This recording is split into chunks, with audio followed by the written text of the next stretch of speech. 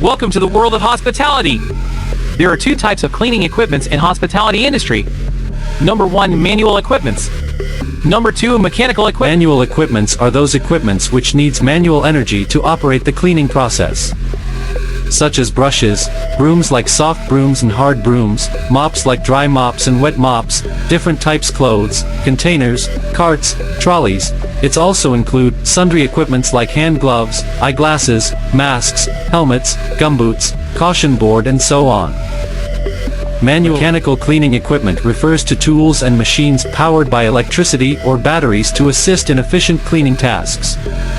These are used in the hospitality industry for large-scale or intensive cleaning needs.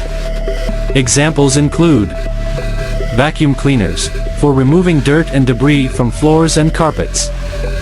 Floor scrubbers/polishers, for cleaning and polishing hard floor surfaces. Carpet shampooing machines, to deep clean carpets. Wet/dry vacuum cleaners, for handling liquid and dry waste. Pressure washers, for high-intensity outdoor cleaning.